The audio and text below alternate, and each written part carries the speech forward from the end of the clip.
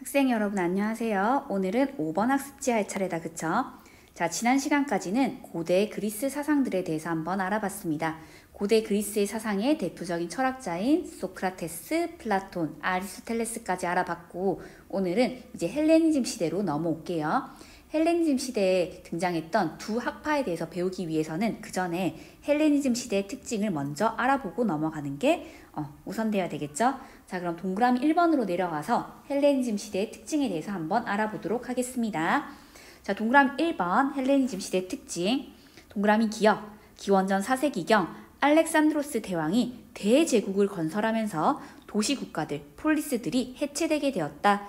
얘들아, 고대 그리스의 가장 특징적인 것이 작은 도시국가들이 굉장히 번성했던 거였다. 그쵸? 그런 도시국가들에서 시민들은 정치적 영향력을 행사하며 직접 민주주의를 실현했다라고 선생님이 얘기했었는데 알렉산드로스 대왕이 그 도시국가들을 해체시켜버리고 하나의 커다란 대제국을 이룩했다라고 나와 있습니다. 자, 그러면서 일어난 변화, 화살표.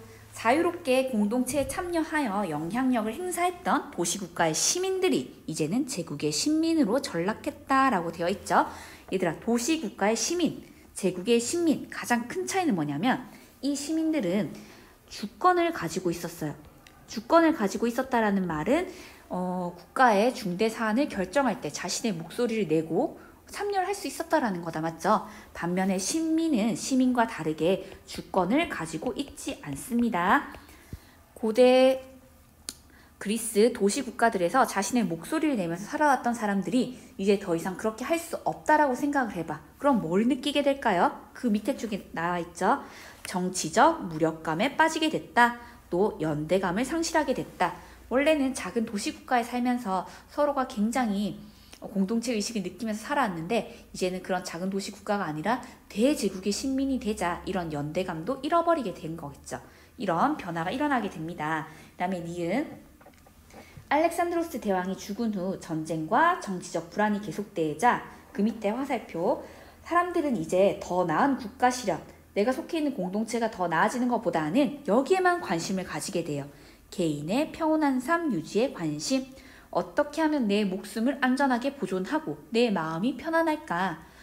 예전처럼 고대 그리스 시대처럼 내가 살고 있는 국가, 내가 속해 있는 공동체를 보다 좋고 살기 좋게 바꾸는 데는 관심이 없어지게 됩니다. 이런 걸 네 글자로 뭐라고 하냐면 안심인명이라고 해요. 안심인명. 안심, 나의 마음만 편안하면 된다. 인명, 내 목숨만 잘 보존하면 된다. 안심, 인명에만 관심을 기울이게 된다. 얘들아, 이러한 시대적 배경에서 두 학파가 등장하는데 첫 번째는 에피크로스 학파, 두 번째는 스토아 학파입니다. 그 중에 오늘은 에피크로스 학파의 쾌락주의에 대해서 다뤄볼 거예요. 그렇다면 에피크로스 학파의 쾌락주의는 이러한 시대적 배경에서 어떤 삶을 우리에게 추구해야 된다라고 이야기하고 있는지 한번 연결지어서 살펴보면 좋을 것 같습니다. 자, 동그라미 2번 에피크로스 학파의 쾌락주의로 한번 내려가 볼게요. 에피크로스 학파의 쾌락주의. 자, 에피크로스에 따르면 최고 선은 다름 아닌 쾌락입니다. 얘들아, 쾌락주의라는 말에서 알 수 있듯이 이 사람들이 가장 중요하게 가장 좋은 거라고 생각하는 것은 다름 아닌 쾌락이겠다. 그쵸? 근데 우리 쾌락을 추구하는 삶은 보통 방탕하고 매우 향락적인 삶일 것 같아. 그쵸? 에피크로스가 말한 그런 삶도, 추구해야 되는 삶도 그런 삶인지 한번 같이 살펴볼게요. 기억, 최고선으로서의 쾌락에 줄 꺼줍시다. 이 사람들이 생각했던 최고선은 다름 아닌 쾌락이다.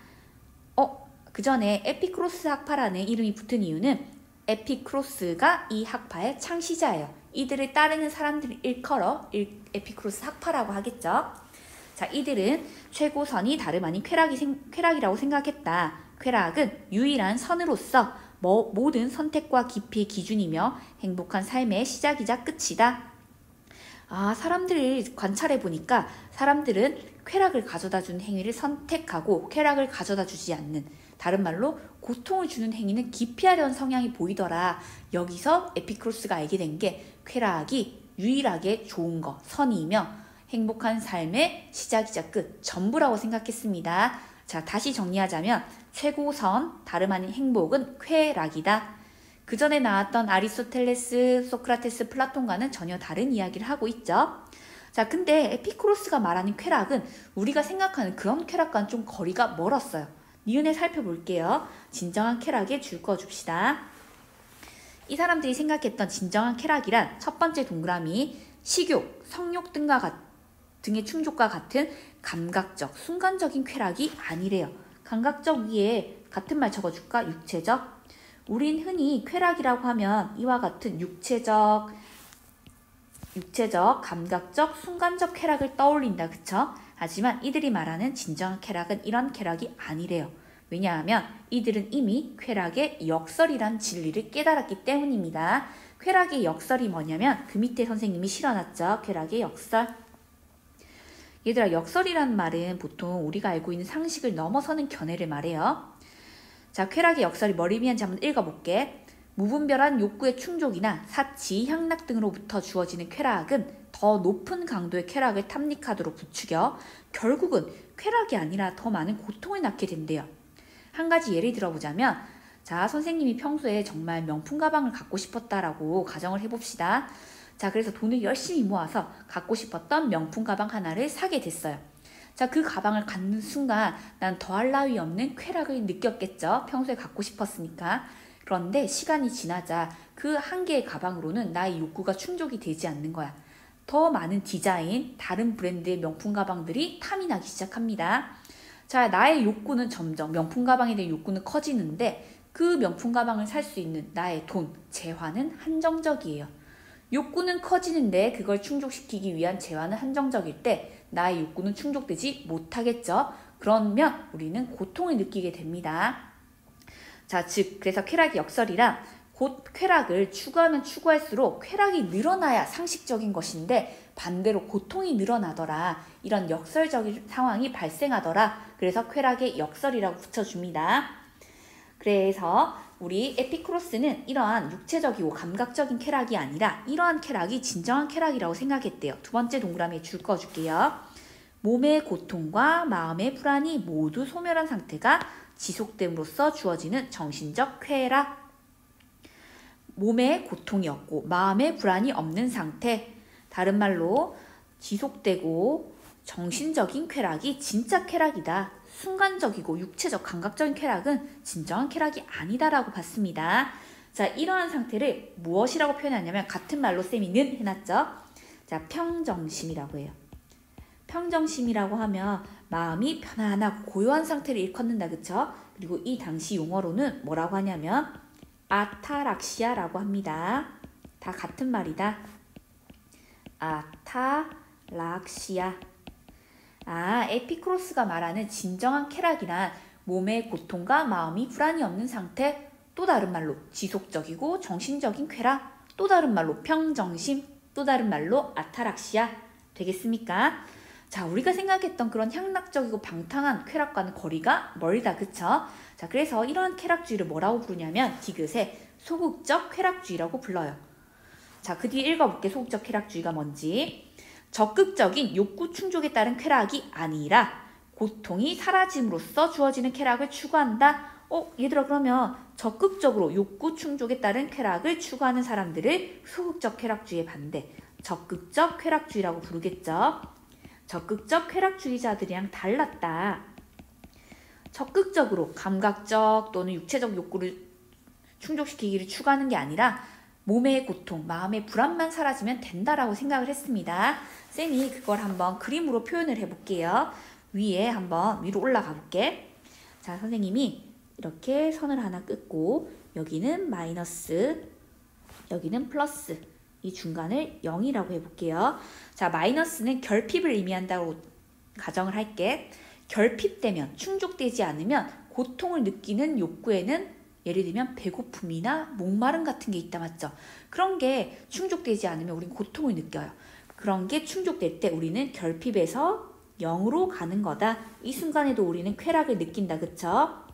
자, 반면에 그런 몸의 고통과 마음의 불안이 사라진 이후에도 우리는 끊임없이 또 쾌락을 추구해 갈 수도 있습니다. 자, 이때 느끼는 쾌락을 마이너스에서 0으로 갈 때 느끼는 이 쾌락을 선생님은 결핍에서 충족으로 이행이라고 적어줄게요. 충족으로 이행. 결핍에서 충족으로 가는 과정에서 느끼는 쾌락. 반면에 이제 결핍이 충족돼서 더 이상 고통을 느끼지 않는데도 끊임없이 적극적으로 쾌락을 추구할 수도 있겠다. 맞죠? 이것처럼 적극적인 쾌락의 증가. 얘들아, 여기서 에피쿠로스가 추구하는 쾌락은 바로 맞아요. 결핍에서 충족으로 가는 이행 과정에서 느끼는 이 쾌락입니다. 자, 여기서 느끼는 쾌락을 바로 에피쿠로스는 추구했다라고 할 수 있겠죠. 에피쿠로스가 추구하는 쾌락은 이런 거다. 그래서 에피쿠로스의 쾌락주의를 소극적 쾌락주의라고 불러요. 결핍에서 충족만 되면 더 이상 적극적으로 쾌락 추구를 하지 않는다. 그렇다면 결핍이 충족된 이후에도 적극적으로 쾌락의 증가를 추구하는 사람들을 적극적 쾌락주의자라고 부르겠죠. 이미 그림으로 한번 표현해봤는데 이해가 되는지 모르겠다. 자, 그러면 3번으로 이제 내려가도록 하겠습니다. 자, 그렇다면 에피쿠로스가 진정한 쾌락이라고 이야기했던 평정심, 아타락시아에는 도대체 어떻게 하면 이룰 수 있느냐. 동그라미 3번에 나와 있죠. 평정심에 이르는 길. 바이 이성이라고 되어 있다. 맞죠? 여기 동그라미 쳐볼까? 이성. 쾌락주의자가 이성을 얘기하네. 쾌락은 굉장히 감각적인 것인데, 그리고 이성은 그 반대가 되는 것인데, 그쵸? 우리 그 전에 나왔던 소크라테스, 플라톤, 아리스토텔레스는 행복을 실현하기 위해서 이성의 역할을 굉장히 강조했어요. 너희 플라톤 떠올려 봐봐. 플라톤은 이성이 욕구를 적절히 통제할 때 영혼이 정의로워질 수 있다라고 이야기를 했죠. 그 다음에 아리스토텔레스 같은 경우에는 우리의 욕구적인 부분이 이성의 명령에 따를 때 품성적인 덕을 형성할 수 있다라고 봤습니다. 이성의 역할이 행복에 있어 너무너무 중요했어요. 하지만 에피쿠로스에게 있어서는 평정심에 이르는 길을 알려주는 수단에 불과해요. 그래서 옆에 적어주자. 이성 옆에. 이성이란 행복의 다른 말로 평정심입니다. 아니면 진정한 쾌락. 이르기 위해 필요한 수단이다. 하나의 수단적, 도구적 역할만 하는구나. 소크라테스, 플라톤, 아리스토텔레스처럼 이성이 행복의 주된 구성 요소는 아니라는 겁니다. 잘 이해되겠죠? 자, 그러면 이성이 어떤 걸 알려주는지 한번 밑으로 내려가 볼게요. 동그라미 기억 줄 거 보자. 죽음, 신, 운명 등에 대한 잘못된 생각에서 벗어나야 된다. 에피쿠로스가 보기에 인간들은 죽음이나 신, 운명 등에 대해서 잘못 생각해서 마음의 불안을 느낀대요. 첫 번째, 죽음부터 한번 볼게요. 첫 번째 동그라미, 죽음의 공포로부터 해방. 얘들아, 우리는 가장 두려워하는 것 중에 하나가 죽음이다. 그쵸? 우리가 죽는 순간 느낄 그 고통이 너무 무서워. 하지만 에피쿠로스는 이렇게 얘기합니다. 에피쿠로스의 목소리를 밑에 들어볼게. 죽음은 우리에게 아무것도 아니다. 우리가 존재하는 한 죽음은 존재하지 않으며 죽음이 존재하면 우리는 더 이상 없다. 따라서 죽음은 산 자에게도 죽은 자에게도 아무 상관이 없다. 산 자에게는 죽음이 없고 죽은 자는 더 이상 존재하지 않기 때문이다. 따라서 죽음의 고통을 두려워할 필요가 없다라고 이야기를 하는 거다. 맞지? 살아있을 때 죽음은 오지 않았고 죽음이 왔을 때 우리는 이미 없어요. 죽음의 고통을 느낄 수가 없다라는 거죠. 조금 더 쌤이 심화해서 이야기를 하자면 이거를 이해를 해야 되는데, 자, 이해가 안 되면 들어만 놓으세요. 쌤이 하나만 필기를 해볼게. 에피쿠로스는 원자론적 유물론자예요. 원자론적 유물론. 원자론적 유물론이라는 건 뭐냐면 이 세상에 존재하는 모든 것들은 원자로 이루어져 있다라는 생각을 말합니다. 자, 원자론적 유물론에 따르면 삶과 죽음을 어떻게 구분하냐면 삶, 죽음. 쌤이 한번 그림으로 표현해 볼게. 삶이라고 하는 것은, 인간이라고 하는 것은 공기 중에 떠다니던 원자들이 우연히 만나서 결합돼서 인간이 만들어지는 거래요. 인간의 육체, 그리고 그 안에 인간의 영혼이 있겠죠. 자, 인간의 육체와 영혼은 공기 중에 떠돌아다니던 이런 원자들이 우연히 만나서 결합돼서 만들어진 거래요. 이게 인간이다. 그쵸? 이거는 육체와 영혼은 원자들의 우연한 만남에 의한 것이다. 우연한 만남. 자, 근데 죽으면 어떻게 되냐면 육체와 영혼을 구성하고 있던 이 원자들이 처음처럼 다시 이렇게 공기 중으로 흩어지게 돼요. 원자들이 해체되는 거라고 할 수 있겠죠. 옆에 적어줄게. 자, 원자들의 해체. 원자들이 해체되면서 더 이상 육체와 영혼은 없다, 그쵸? 영혼도 없고 고통을 느끼는 육체도 사라져요. 육체도 소멸. 되겠습니까? 자, 죽으면 영혼과 육체가 소멸하게 됩니다. 그러면 우리가 죽음의 고통을 느낄 수 있을까 없을까? 감각을 하는 육체가 없는데 죽음의 고통을 느낄 수가 없겠죠? 따라서 죽음을 두려워할 필요가 없다라고 이야기하는 거예요. 지금 쌤이 적은 거를 밑으로 내려가서 정리해 볼게. 죽음의 공포로부터 해방. 우리는 죽으면 우리의 육체를 구성하던 원자들이 흩어져서 육체는 소멸하게 됩니다. 육체가 소멸했다는 말은 다른 말로 감각을 상실했다란 얘기겠죠. 감각을 상실하면 더 이상 고통을 느낄 수 없다. 그렇기 때문에 절대로 죽음의 고통을 두려워할 필요가 없다. 자, 마음의 평안을 얻는 방법 중에 하나라고 할 수 있겠다. 그쵸? 자, 두 번째. 신에 대한 두려움으로부터도 해방돼야 되는데 신에도 동그라미. 그 밑에 한번 읽어볼게요. 지극히 행복하고 불멸의 존재인 신은 괴로움을 지니지 않으며 다른 이에게 괴로움을 주지도 않는다. 그렇기 때문에 신은 분노도 호의도 알지 못한다. 분노나 호의는 약한 인간들에게나 있는 것이다. 우리가 두려워하는 것 중에 하나, 나의 평정심을 해치는 것 중에 하나가 신으로부터 우리가 벌을, 보복을 받을까봐 그런 걸 두려워한다. 그쵸? 하지만 에피쿠로스는 뭐라고 하냐면 여기 가르쳐볼까? 지극히 행복한 불멸의 존재인 신. 야, 이렇게 행복하고 완벽한 신이 설마 인간들이 하는 일에 관심이 있을까? 이들에게는 분노도 호의도 없다라고 이야기를 합니다. 자, 다른 말로 하면 인간사에 관심 없다. 우리가 무슨 악행을 저지르는지 그런 거 관심 없다. 악행을 저지른 이에게 벌을 하고 분노하는 거, 이런 걸 우린 두려워하는데 그럴 필요가 없다라고 이야기한다. 그쵸? 그다음 세 번째, 운명의 공포로부터도 해방될 필요가 있다.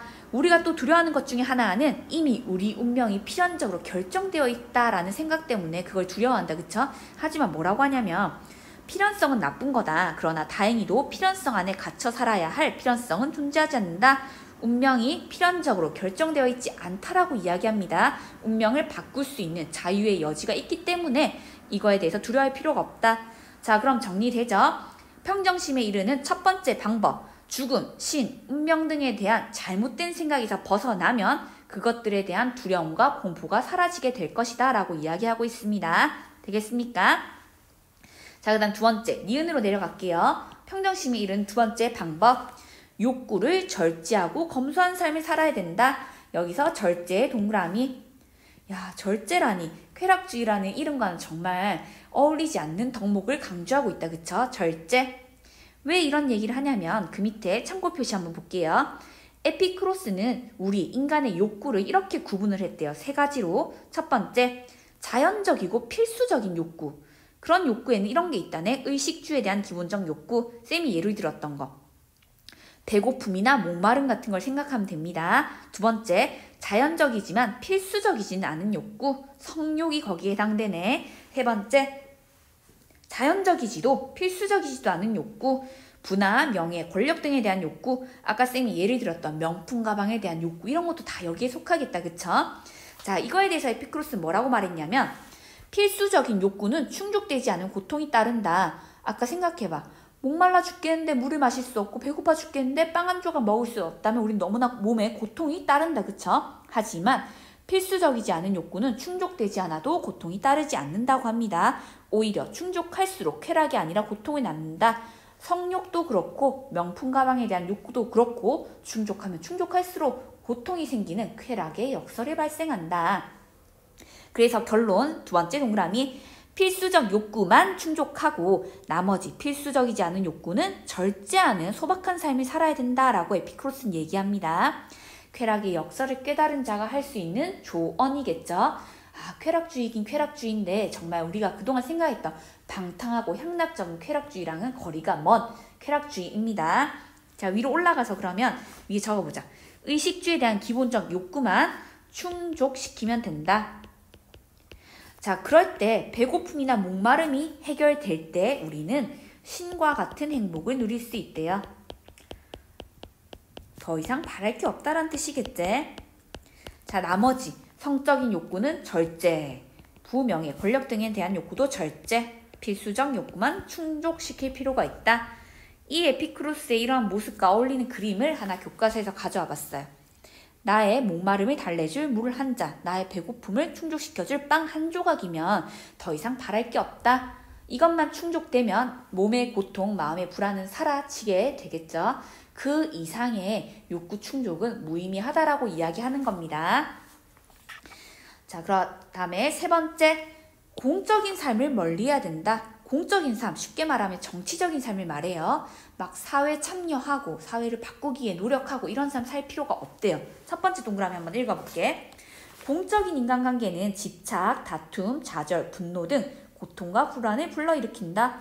맞아요. 선생님도 사회생활을 해보니까 인간관계를 맺으면 맺을수록 물론 인간관계에서 얻는 기쁨도 있지만 다투고 집착하고 분노하고 좌절을 느끼고 오히려 나의 평정심을 해치는 것 같아요. 심지어 에피쿠로스는 공적인 삶, 정치적 삶이 우리의 감옥과도 같다라고 이야기합니다. 그렇다면 어떤 삶을 살아야 되냐면 두 번째 동그라미, 사적인 공간에서 친구와 우정이 동그라미, 그 다음에 정의롭게 사는 것이 정의의 동그라미, 우정을 나누고 정의를 지키면서 사는 것이 나의 행복, 나의 마음의 평안을 위해 필요하다라고 이야기를 합니다. 실제로 에피쿠로스도 그런 삶을 살았어요. 정치적 활동 전혀 하지 않았고, 자, 이 그림 보면 알 수 있듯이 가든 정원이란 이름의 학교를 설립하고 자신을 따르는 제자들과 소박하게 우정을 나누며 이렇게 살았다고 합니다. 공동체 생활을 했다고 합니다. 이게 이 사람이 바랬던 이상적인 삶의 모습이었다. 자, 그럼 다시 학습지로 넘어가서 쌤이 정의에도 동그라미 쳤는데 우정과 정의란 덕목에 정의를 조금 더 자세하게 볼게요. 에피쿠로스가 말하는 정의란 사람들이 서로를 해치지 않고 해침을 당하지 않도록 지켜주기 위한, 다른 말로 상호 이득을 위한 협약을 말합니다. 자, 그럼 여기서 사람들이 정의라는 협약을 체결, 약속을 맺는 이유는 맞아요. 나의 생명을 안전하게 보장하기 위해서, 해침을 당하지 않기 위해서, 맞죠? 자기 안전을 위해서. 그 다음에 협약 준수의 이유는, 정의를 지키면서 살아가는 이유는 얘들아, 정의롭게 사는 게 정의롭게 살지 않는 것보다 마음의 평화, 평정심을 가져다 준대요. 예를 들면 내가 도둑질을 해서 부를 누릴 수 있을지는 모르겠지만 그 도둑질 때문에, 정의를 어긴 것 때문에 전전긍긍 마음의 불안을 느끼며 살아가게 된다라는 거지. 그거보다는 정의를 지키고 마음의 평화를 얻는 게 더 중요하다라고 얘기하는 겁니다. 되겠습니까? 자, 여기까지 하면 에피쿠로스의 내용 끝나요. 에피쿠로스가 생각했던 진정한 쾌락이란 몸의 고통, 마음의 불안이 사라진 상태, 다른 말로 평정심, 아타락시아였고, 이 아타락시아에 이르는 길은 이성이 알려주는데, 첫 번째, 죽음, 신, 운명 등에 대한 잘못된 생각에서 벗어나는 거, 두 번째, 욕구를 절제하는 거, 세 번째, 공적인 삶을 멀리하고 친구들과 우정을 나누면서 정의를 실현하는 거, 정의롭게 사는 거. 되겠습니까? 자, 그러면 한 장 넘겨볼게요. 마지막으로 자, 에피쿠로스 학파가 끼친 영향 한번 볼게. 감각적 경험을 중시해서 근대 경험론에 영향을 줬다. 쾌락을 최고선으로 보고 옳고 그름의 판단의 기준으로 삼았던 점은 벤당과 미래 공리주의로 계승됐다. 특히 쾌락을 구분했던 점, 쾌락의 질적 차이를 주장한 점은 미래에게 영향을 줬다. 이거는 나중에 또 배우면서 다시 한번 언급하도록 하겠습니다. 지금은 무슨 말인지 모르겠죠? 자, 마지막으로 에피쿠로스의 쾌락주의, 실제로 에피쿠로스의 말을 한번 들어볼게요.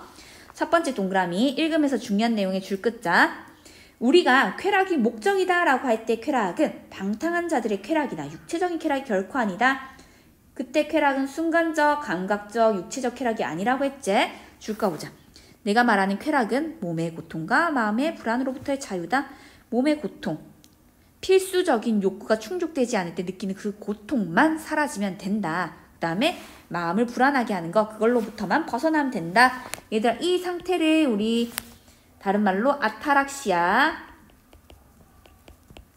한글로는 평정심이라고 했었다. 그쵸? 이게 진정한 쾌락이다. 자, 그 다음에 사력 있고 고상하며 정의롭게 살지 않고서는 즐겁게 사는 건 불가능하고, 반대로 즐겁게 살지 않고서 사력 있고 고상하며 정의롭게 사는 것도 불가능하다. 그 뒤에 줄까 보자. 덕은 본성적으로 즐거운 삶과 연결되어 있으며 즐거운 삶과 덕은 분리할 수 없다. 즐거운 삶이 다름 아닌 쾌락적 삶을 말해요. 쾌락을 추구하는 삶과 덕은 분리될 수 없다네. 얘들아, 덕의 동그라미, 쾌락과 덕이라니 매치가 안 되지만 우리 앞에서 했었죠. 진정한 쾌락을 느끼기 위해서는 절제라는 덕, 우정이라는 덕, 정이라는 덕을 실현해야 된다고. 그래서 여기 적어주자. 즐거운 삶, 다른 말로 쾌락적인 삶은 절제, 정의, 우정과 같은 덕을 실현하는 것과 매우 깊은 연관성이 있다. 되겠습니까? 그 다음에 세 번째 동그라미, 첫 번째부터 줄까 볼까? 우리가 쾌락의 부재로 인해 고통을 느낄 때는 쾌락을 필요로 하지만 필수적인 욕구가 충족되지 않을 때 쾌락이 필요하다. 고통을 느끼지 않는다면 마이너스에서 0이 됐다 하면 더 이상 쾌락을 필요로 하지 않는다. 얘들아, 마이너스의 0, 마이너스에서 0, 결핍에서 충족으로 이행 과정에서의 쾌락만을 추구하는 것을 우리 소극적 쾌락주의라고 했죠. 소극적 쾌락주의에 대한 설명이다. 이런 이유 때문에 우리는 쾌락이 행복한 인생의 시작이자 끝이라고 이야기한다. 마지막 읽어볼게요. 결핍으로 인한 고통이 제거되면 단순한 음식도 우리에게 사치스러운 음식과 같은 쾌락을 준다. 빵과 물은 그것을 필요로 한 사람에게 가장 큰 쾌락을 제공한다. 아까 그림에서도 봤듯이 필수적인 욕구를 충족시켜주는 물 한 잔과 빵 한 조각만으로도 우리는 신과 같은 행복을 느낄 수 있다. 여기까지가 에피쿠로스의 쾌락주의였어요. 헬레니즘 시대에 등장했던 에피쿠로스 학파에 대해서 알아봤고, 다음 시간에는 나머지 스토아 학파에 대해서 알아봐야 되겠죠. 헬레니즘 시대적 배경상 나의 안심, 인명, 내 마음이 편안하고 내 목숨만 온전하게 보존되면 됐다. 그쵸? 그런 시대적 배경에서 이런 쾌락주의가 발전했다. 어떻게 하면 나의 목숨을 안전하게 보존을 하고 내 마음이 편안한가, 평정심을 느낄 수 있는가, 평정심에 이르는 길을 강조했죠, 에피쿠로스가. 자, 그러면 우리 이제 다음 시간에 보도록 합시다. 수고했습니다.